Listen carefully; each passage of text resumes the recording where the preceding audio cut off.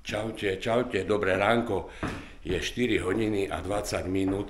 Začínam službu 46:15 na Havličkovej a stalo sa to, že na lokomotíve, kde teraz stojím, celú noc museli maľovať električku. Môžete vidieť na sklách, hej, tie fialové fľaky. Popísané, pokreslené sú aj dvere, vidíte, to všetko je pomaľované. Takže takto vlastne dopadol môj voz cez noc. Takže takto mám pomaľovaný voz, tu stojím teraz po tme a takto mám pomaľovaný voz.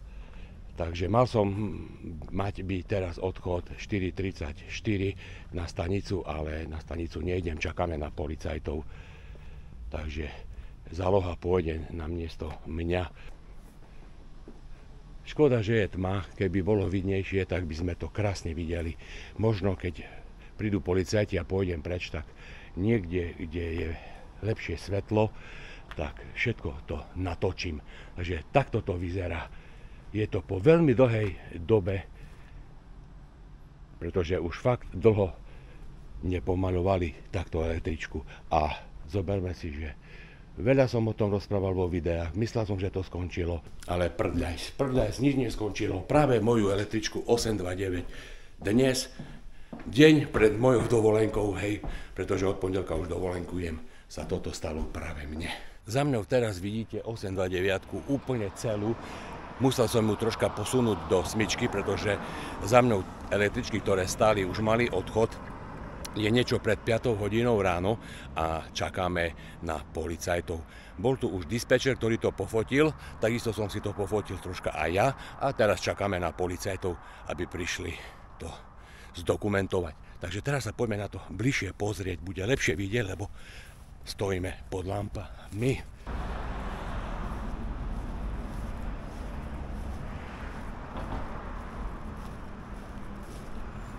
829 Vario LF2+. Celý bok je pomaľovaný a ešte dodám, že v kabine sa nedá vôbec sedieť. Cíti tam nenormálne acetónovú farbu. Proste, kým dojdem do vozovne, určite budem nafetovaný. Takže, a ešte pozrieme druhú stranu pre istotu. Ale druhú stranu nepočmarali, pretože druhá strana je pod svietiacimi lampami celú noc. Na mieste, kde to pomaľovali, nemáme žiadnu lampu, nemáme žiadnu poriadnu kameru a preto to takto potom vyzerá. Bohužiaľ, máme medzi sebou aj takýchto ľudí, čo si nevážia majetok iných. Takže na policajtov sme dlho nečakali. Odchádzam z Havličkovej do vozovne a čo bude ďalej vo vozovni netuším, pravdepodobne mi dajú do služby iný náhradný voz. Takže dokumentácia ohľadom tohto trestného činu, pretože toto je trestný čin, je už dokumentovaná. Momentálne je teraz 5 hodín a 30 minút a ja som vyštartoval z Havličkovej.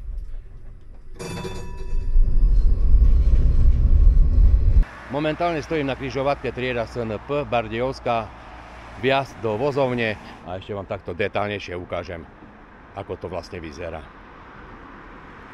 Ja už som pred vozovňou, ešte by som dodal, že je dneska piatok 22. septembra. Teším sa na vás pri ďalšom videu. To je všetko z dnešného krátkeho vlogu. Čaute, čaute a majte sa pekne. No a už keď som v tej vozovni a čakám tu, hej, lebo momentálne mi nemajú dať aký náhradný voz, medzi tým sa už aj rozvidnielo, tak ešte taký posledný záber na 829 za svetla.